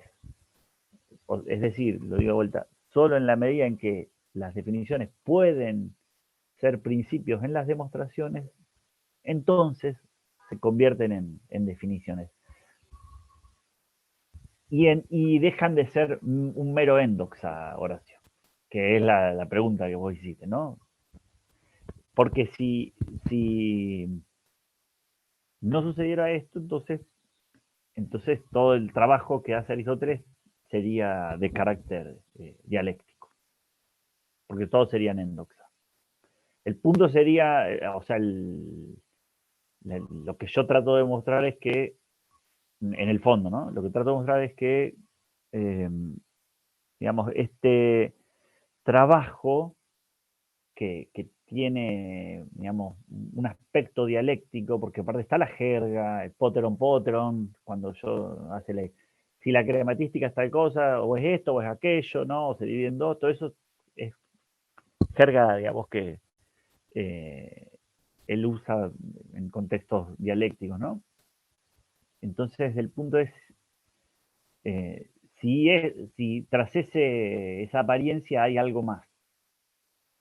Y bueno, digamos, trato de mostrar eso. A mí me parece, no me parece vamos a decir así, imposible demostrar lo que yo argumento. Porque cualquiera que estudie solo la ética o solo la política, Aristóteles va a decirme, pero es obvio que él usa la definición de autarquía para todo el resto. No sé si me entienden, ¿no? Si yo le pregunto a alguien que haga filosofía política, ¿cuál es uno de los principios fundamentales de la política? Precisamente me dice, y la autarquía, el son politicón, son las cosas que están dichas apenas inicia el texto y que después funcionan como principio de todo lo demás. Entonces, y yo coincido con eso. Ahora, ¿qué pasa? Uno lee los comentadores de los que hacen los comentarios a la política, y entonces en todos los comentarios, la verdad que el último que yo tengo es de hace unos 10 años, del año 2013, 2011, 2013, no me acuerdo bien. Y todos dicen, bueno, aquí claramente Aristóteles utiliza su metodología dialéctica y siguen. No hay ninguno que diga que la metodología no sea la dialéctica. ¿Sí? Y entonces un poco lo que yo discuto con esa, digamos, opinión estandarizada que comenta la política y, claro, se detienen en las cuestiones más propiamente de filosofía política, ¿no? Como preguntaba hoy la colega, ¿no? ¿Cuál es la noción de autoridad? ¿Cuál es la noción de poder? ¿Cómo es el Estado? Bueno, pero sin problema generan esa, digamos, identidad entre la exposición y el método dialéctico. Así que bueno, disculpen, si alguien quiere hacer otra pregunta, no quiero tampoco. Yo quería, gracias Manuel, gracias por la exposición. Una pregunta que, bueno, vos dirás si es pertinente. Cuando hacías el desarrollo yo me preguntaba si este método de la descripción, si hay una intención o si podés comentar algo al respecto, una intención en Aristóteles o una motivación epistemológica, o si esta descripción de la polis y de la familia tiene el propósito de después volver a la reconfirmación de esa polis de ese momento.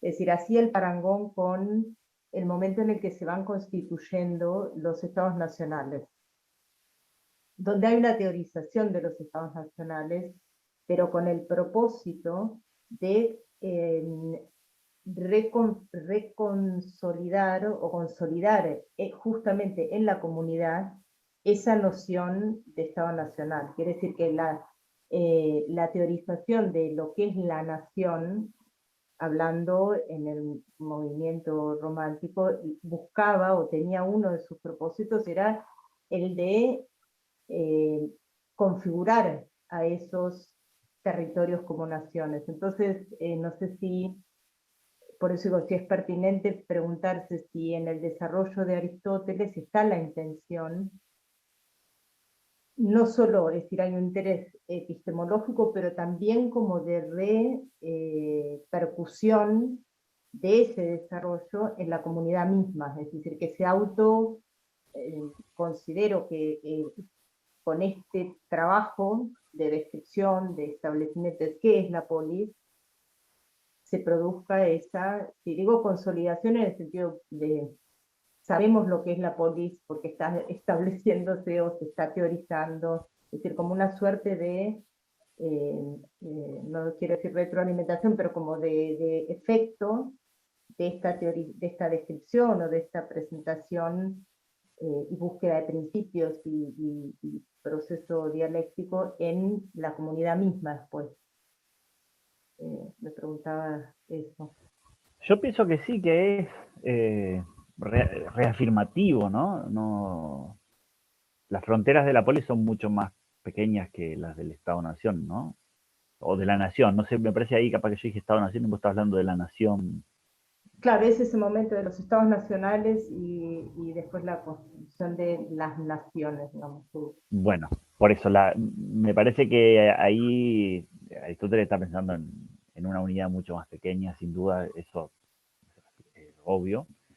Pero yo creo que sí que hay una reafirmación. Aristóteles no pretende transformar nada, al contrario, quiere reforzar lo que debería ser una buena ciudad.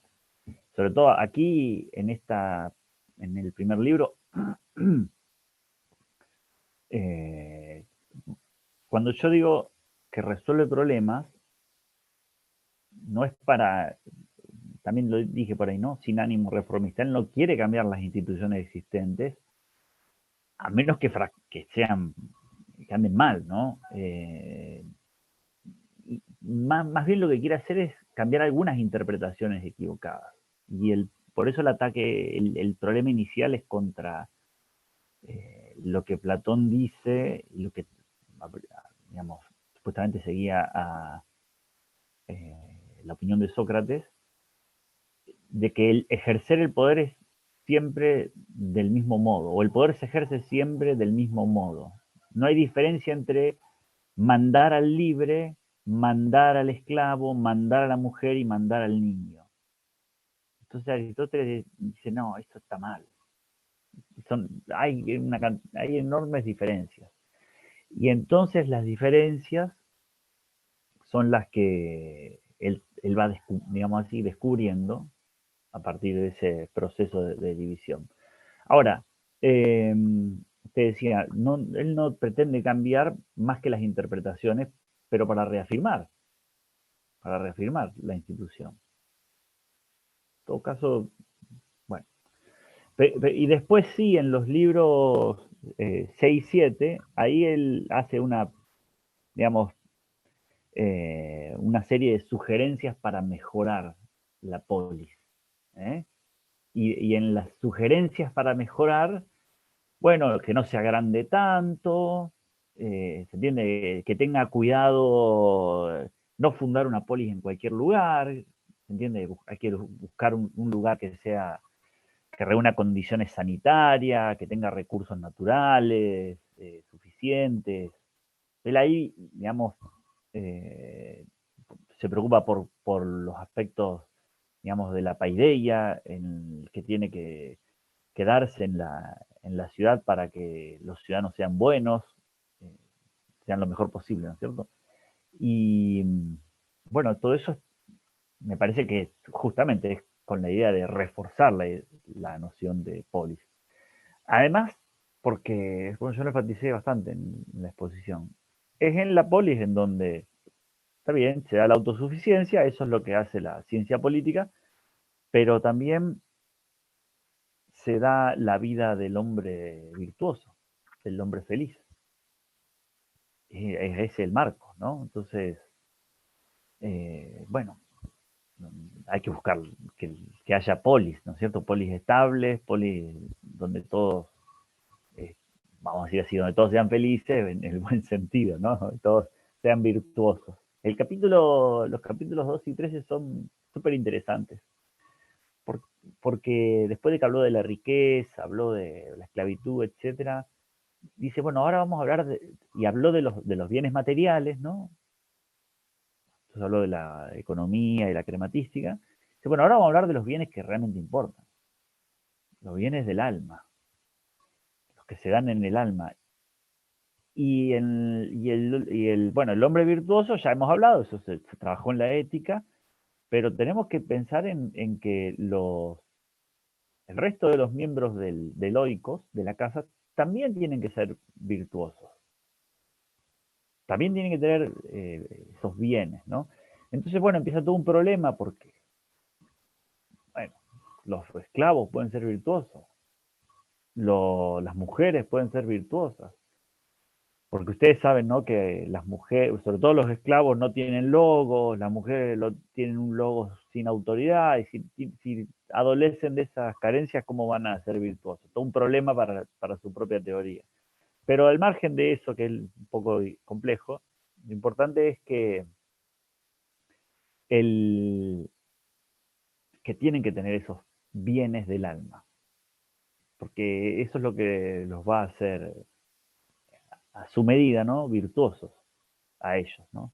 Así que sí, yo diría que es un proceso de reafirmación, Laura. Gracias, gracias Manuel. Y programático también, es decir, porque da esa suerte de canon, Claro, sí, preceptos sí, para sí. crear, es decir, es programático también, ¿no? Muy Sí, interesante. sí, sí, sí. Ahí, Hay una bueno, no sé si pregunta en el... perdón. No, había una pregunta en el chat de Toribio. Descripción propia, pero compartida por otros. ¿Lo intersubjetivo se parece a lo objetivo? O lo afirma, creo, ¿eh?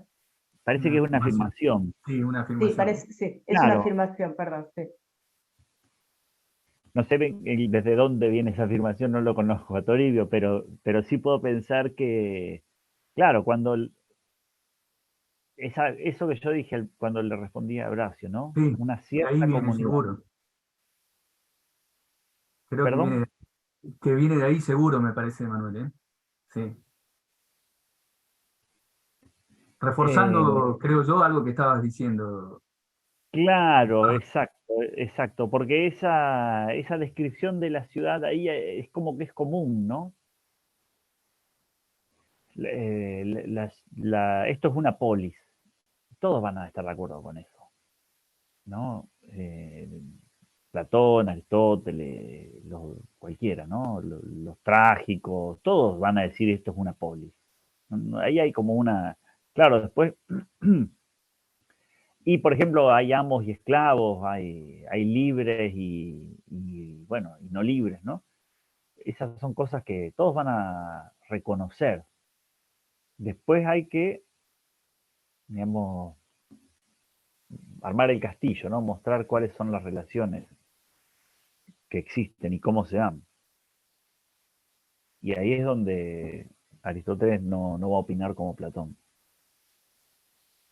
Sí, a mí me resulta, perdón, Manuel, me resulta relativamente curioso que, que haya interpretaciones del método de Aristóteles en el ámbito de la politique episteme, digamos, eh, o de la politique techne, como meramente dialéctico, digamos. O sea, que como si no podría alcanzar, eh, por utilizar la dialéctica, el estatus de ciencia, digamos, para Aristóteles, de conocimiento científico, de conocimiento riguroso, digamos. Resulta bastante curioso eso. Dicho sea de paso, hay interpretaciones que, bueno, en el caso de la metafísica no son las mayoritarias, pero que han tendido a considerar que en el caso de la metafísica, la episteme, que por más que Aristóteles hable allí de episteme, eh, al parecer para él claramente constituible, digamos, a pesar de eso, hay ciertas interpretaciones que consideran que en la metafísica ocurre una sustitución de la episteme por la dialéctica, ¿no? Por la mera dialéctica, ¿no? Dialéctica que nunca alcanzaría el estatus de episteme, ¿no? Es relativamente curioso eso para mí en la metafísica, y para algunos por ahí no resulta tan curioso que en el ámbito de la filosofía práctica. Pero, en fin, no sé si no, en el fondo, a vos por supuesto que te resulta curioso interpretaciones de esa naturaleza porque vos vas en otra dirección, digamos. Yo iría, por supuesto, en la dirección en la que estás yendo vos, y que la utilización de la dialéctica, incluso el propio Aristóteles dice, bueno, nosotros, la dialéctica tiene una función que es la de alcanzar los principios científicos también, digamos. En fin, o sea, no es que la dialéctica es algo que no tiene que ver con la ciencia para Claro, Aristóteles, de ninguna manera, digamos. Pero claro. sí, a vos te resultan sumamente curiosas, por supuesto. No, Inter- no me resultan curiosas, porque le conozco el pedigrí, como se dice. O sea, hay una tradición larga digamos, de poner a la dialéctica en un lugar preponderante. Está Rafael también conoce esa tradición perfectamente. Eh, Piero Van, Wolfgang Wieland, luego Van, ¿no? Tiene la prudencia en Aristóteles, donde aparece claro, ese tema. Digo lo de la prudencia porque trabaja temas de ética, ¿no es cierto? Pero sí, después sí. está Jonathan Barnes con un texto que tiene más de 40 años, ¿no? Del año 80, sobre el método en ética, donde dice el método es dialéctico, punto. Eh, Owen, me faltaba Owen, que es en la tradición anglosajona, y a partir de ahí, ¿sí? Owen y Barnes, y a partir de ahí, toda la filosofía práctica es dialéctica. La lectura del método, digamos, en realidad, tanto Owen como Barnes trabajan la ética nicomaquea, fundamentalmente. Pero dicen, bueno, el método en ética es la dialéctica.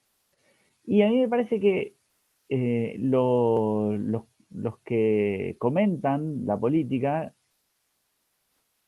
lo que hacen es como, bueno, se relajan y dicen, bueno, si los especialistas dicen, los especialistas En en ética. método de Aristóteles, dicen que en ética, que es filosofía práctica, el método es el método dialéctico, bueno, entonces también en la política el método es dialéctico.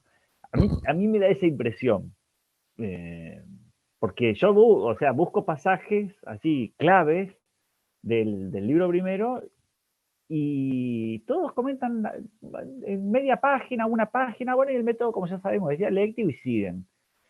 Pero claro, son todos comentarios, digamos, escritos en los últimos 50 años, ¿sí? No hay un comentario de ayer, digamos, son todos comentarios que el más nuevo tiene 10 años, después hay un par de comentarios franceses de los años 90, y bueno, y hay uno, bueno, hay uno, no me acuerdo el nombre, un alemán que no me acuerdo el nombre, pero bueno, resuelven así la, la problemática del método. Y eso es llamativo porque Aristóteles en el libro primero dice varias veces, bueno, siguiendo este método, y como ya hemos dicho, estamos usando este método, entonces no es que no es como en otros libros en donde no dicen nada sobre, otras discusiones en donde no dicen nada sobre el método. ¿Se entiende? Entonces, Sí, sí. que si no dijera nada, bueno, pero él dice varias veces, estamos usando o continuando con el método que nos ha servido de guía, y entonces ahí dice, bueno, y el método, los comentadores, y el método, como ya sabemos, es el método dialéctico. Y pasa. ¿eh? Entonces, a mí me da esa impresión que lo que hacen es conocen la tradición que dice que el método de la ética es el método dialéctico y entonces dicen, bueno, listo, el método en la política también es el método dialéctico. Y hay muy pocas discusiones, hay muy pocos autores que discuten eso. En los últimos 10 años aparecen autores. Hay varios que yo no los menciono, Karboski, Carlo Natali, para poner algunos, sobre todo Natali, digamos, un tipo más, con mucho más recorrido, ¿no? Y el tipo, y de otra tradición que no es anglosajona, ¿no? Karboski es tradición anglosajona. Pero bueno, son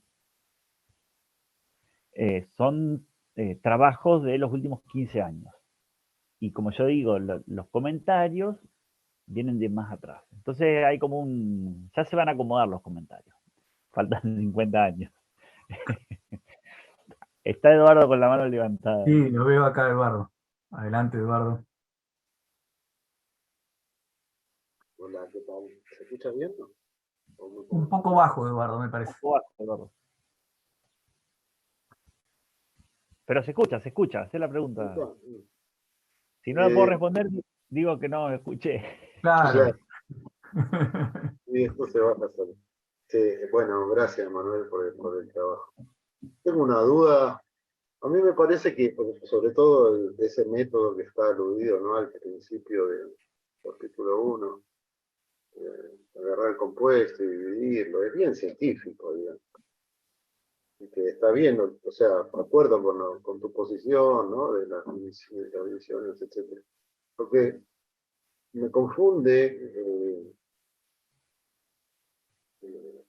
es en qué medida, digamos, el procedimiento que está.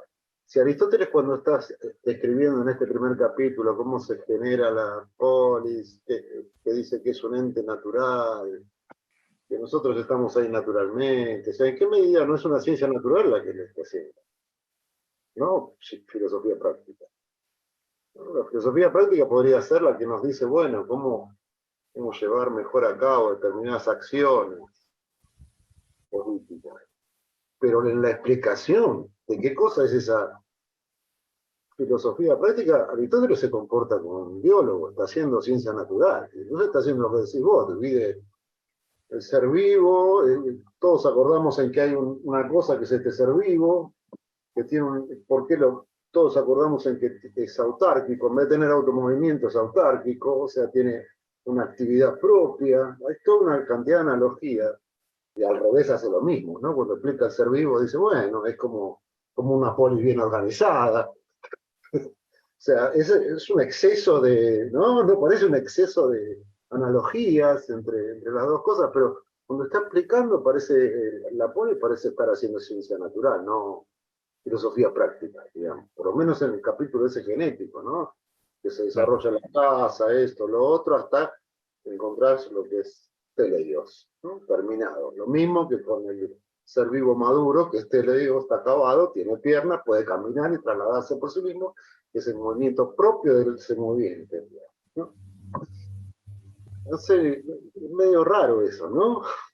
Sí, está bueno, está bueno. Ahora se me viene a la mente un artículo de un italiano que se llama Paolo Baccattino, que tiene un artículo que se llama El método biológico en Aristóteles, precisamente para trabajar esta parte, digamos, que vos estás mencionando. Claro, y sí, pero tenés razón, si vos recortás esa parte, pero después aparecen todas las virtudes, ¿no? En el tramo final del libro, Claro, ¿no? claro. Pero entendidas, Entonces, también son analogables, digamos, a las funciones que cumplen diferentes cosas en un cuerpo vivo, ¿no? Porque la virtud es funcionamiento correcto de cada parte de la polis, entre comillas. Como que queda preso de eso mismo y a niveles horrorosos. Yo no sé si él estaba realmente convencido de que era eso, no, que era así. bueno, pero son géneros distintos. Vamos a buscarle una solución, una salida aristotélica. Son géneros distintos. No es bueno, en un sentido están dentro de lo que es vida, ¿no? Ser humano, estamos dentro de los seres vivos, ¿no? En un mismo género junto con todo lo orgánico, ¿no? Pero bueno, hay cosas que son específicas de los humanos, ¿no? Y también dimensiones, ¿no? La autarquía como el lugar de la libertad, eso, bueno, como condición para la libertad, es solamente se puede dar en el ámbito humano y en el ámbito de la filosofía práctica. Y ahí hay una comunidad, ¿no?, entre la ética y la política, porque, digamos, el legislador, ¿no?, cuando legisla, cuando pone una ley, es como el hombre que se pone a sí mismo una norma de conducta. Solo que el legislador, digamos, pone la norma para todos, ¿no?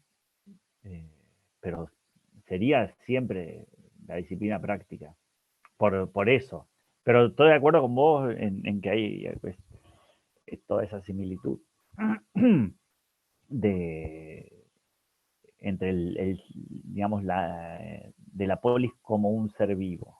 Sí, sí, eso es sumamente llamativo y bueno, hay muchos autores que han trabajado eso. El tema es que no Claro, se termina. para explicarlo, él no se comporta como haciendo filosofía práctica, se comporta como haciendo filosofía natural. Las primeras Bueno, páginas. pero fíjate que cuando dice qué es la virtud, o perdón, qué es la felicidad en el libro 1 de la Ética Nicomaquea, hace lo mismo. El hombre es un ser con una Claro, naturaleza X y lo propio es el claro. mal con logos, ¿no? Y lo propio y sigue, ¿no es cierto? Entonces es, Sí, sí. es, es ilemórfica, digamos, la base en todo caso, más que Claro. biológica. Lo que ha de hacer el hombre desde el punto de vista ético y político, para Aristóteles se desprende de lo que el hombre es, ¿no? De su Claro, esencia, de claro. lo que es por naturaleza, ¿no? O sea que yo en relación a lo que decía Eduardo, perdón, a mí me parece, digamos, que la complejidad de, de cómo Aristóteles eh, hace conocimiento riguroso, digamos, hace episteme, digamos, en el ámbito político, no es solo en ese ámbito, ¿no? Es decir, esta complejidad de atenerse a los fenómenos, por supuesto que esos fenómenos serán de distinto tipo de conformidad al ámbito en el que uno esté investigando, pero de atenerse a los fenómenos, de a partir de esos fenómenos eh, descubrir tales o cuales términos que integrarán una definición y después las definiciones operando de principios a partir de los cuales se efectúan las demostraciones en cuestión en el género del que fuere, digamos, todo esto, las descripciones, las divisiones que utiliza Aristóteles para llegar anteriormente a lo que dije anteriormente, etcétera, etcétera, digamos, estos movimientos absolutamente complejos en algún sentido, eh, digo, aparecen como en distintos ámbitos, digamos, con sus matices y con sus diferencias, por supuesto, ¿no?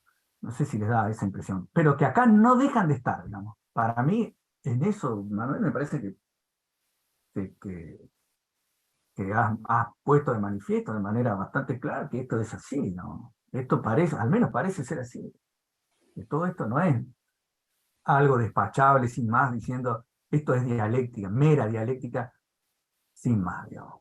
Porque No, no yo es eso, ¿no? estoy de acuerdo. ¿Sí? Y también creo que no es, vamos a decir así, una hipótesis muy arriesgada, solo que no está No, dicha.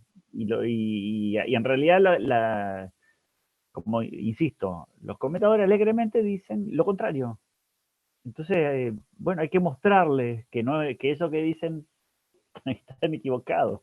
no, lo Eh, arriesgado hay en tu que, caso, me parece a mí, Manuel, lo arriesgado en tu caso es mostrar en detalle esto, cómo funciona en detalle, digamos. Eso claro, sí, sí, digamos, sí, eso sí sí, es sí, sí, arriesgado. sí, sí, sí, está bien, está bien. Ahí veo que hay una nota de Fabián, pero no. ¿Cuán propio de la filosofía natural podríamos considerar el método de la división si tenemos más de Platón y político? Aplicación Aplica. de la división precisamente a una clase de técnica a la que Platón en las divisiones iniciales caracteriza como práctica. Eso supongo que, bueno, no sé, yo digo por la pregunta, que el método de la división era de la filosofía natural. No me acuerdo si lo dije así, pero no, lo que dije fue que Aristóteles se ocupaba de criticar el método de la división platónica, porque es la que está ahí a mano, ¿no es cierto? Es la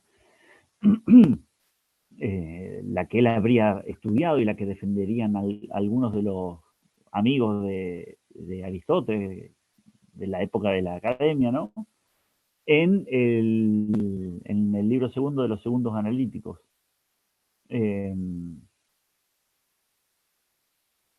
Pero yo diría que la crítica al método es, en cuanto al método se aplica a cualquier disciplina, no solo en filosofía natural.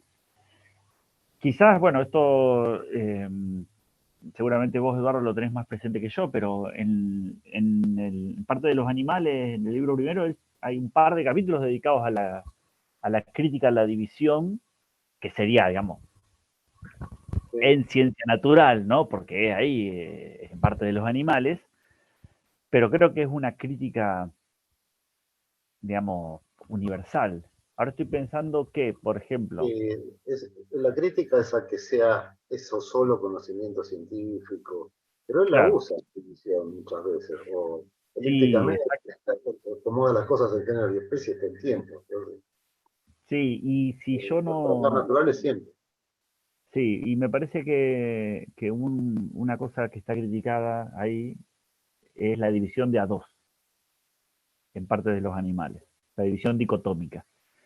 Porque él, ahora estoy recordando, ¿no? En Segundos Analíticos 1.30, libro primero, capítulo 13, él, capaz que estoy diciendo mal la referencia, capaz que es el libro segundo, capítulo 13, él ahí usa y muestra cómo se puede usar la división y cómo hay que usarla, la división. Da las instrucciones del buen uso de la división. Y ahí no, claro, y ahí dice que se puede dividir en tres. Hay cosas que no se dividen en dos, ¿no? Ahí, gracias, Fabián. Claro, ahí yo me confundía, ¿no? Pero es 2.13 el lugar en donde dice cómo hay que usar la división.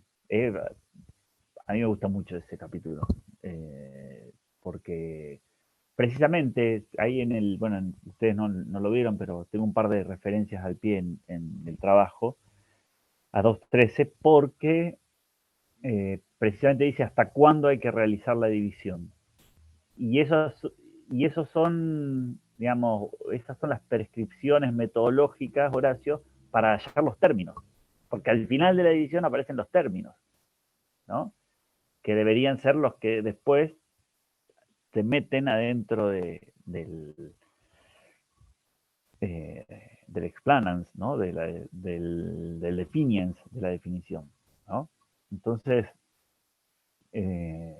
bueno, me parece que ahí sí lo sigue. Sí, sí, Fabián, yo creo que es así. Entonces, que no es que haya una restricción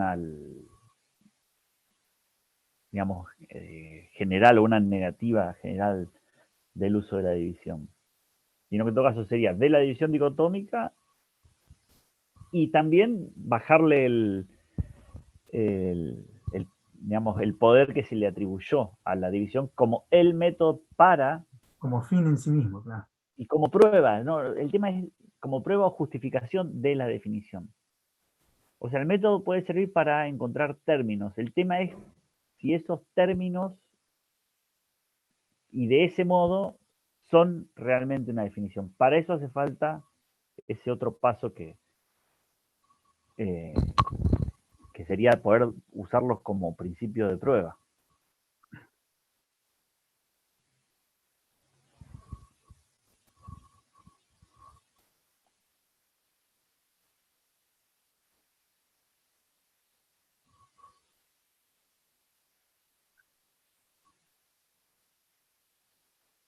¿Alguien más tiene una pregunta? Para molestarlo. Seguir molestándolo a Manuel, Voy pobre. a preguntar a mí mismo. No, bueno. Mirá que no cobras nada por esto, Manuel, ¿eh? Te avisamos. Tenés que aguantarnos.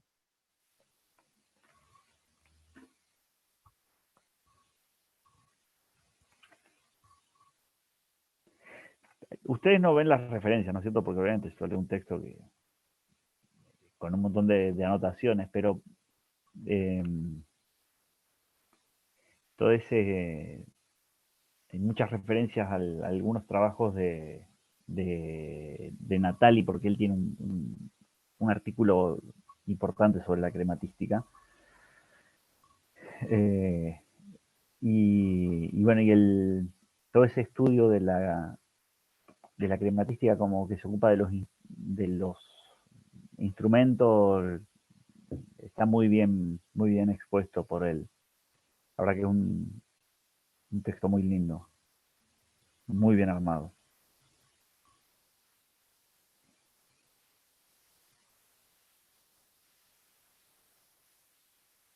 ¿Alguien quiere efectuar otra pregunta? Me parece que se merece el descanso, Horacio. Merecido descanso para Manuel, que Y sí, 2 horas interrumpidas. nos hemos apropiado de él 2 horas exactas ya. Bueno, si nadie tiene otra pregunta, le agradecemos a Manuel. Podemos abrir los micrófonos si quieren y terminamos Un agradecimiento con un enorme. aplauso. Sí, Muy Muchas interesante, gracias. sí, Muchas sí. gracias, Manuel. Muchas gracias. Muy claro. Muy Bueno, Bueno. muchas gracias. Muchísimas Muchas gracias. gracias. Placer. Están Muchas con gracias. micrófonos cerrados. Gracias de Pero vuelta. hay de- muchos gestos. Son No, aplausos. gracias a Sí, ustedes. sí. Muy bien. Muchísimas Muchas gracias, Manuel, gracias. por También todo. en el chat. Sí. Gracias, Horacio, también. Por favor, Gracias, gracias. Eduardo. Bueno, a Sí, todos y gracias. a todas las que Gracias a participaron. todos los que están acá, Y- Fabián, ahí está, Rafael, Miguel, Igor, Alan, Matías, los que Y alcanzo a ver. gracias por la claridad también, Manuel, que Sí, muchas gracias. no siempre Bueno, es. la verdad que uno siempre tiene dudas acerca de la claridad, así que No. ojalá que se haya comprendido. Sí, Sí, sí. Pero Bien. bueno, después sí. mis colegas más íntimos me pueden decir, che, aclará de tal cosa, no se entiende No. cuando aquello. Para quienes no estamos todo el día leyendo Aristóteles, quedó muy claro. Así que eso Bueno, puede ser un indicio. bueno, te agradezco Gracias. mucho, Bueno. Laura, a Horacio y a todos en general y a cada uno en particular, ¿sí? Bueno, muchas Muchas gracias. gracias. Muchas Linda gracias a tarde y todos por muchas estar gracias. presentes. Gracias a todos y a Muy todas. grato, muy grato. Gracias, gracias.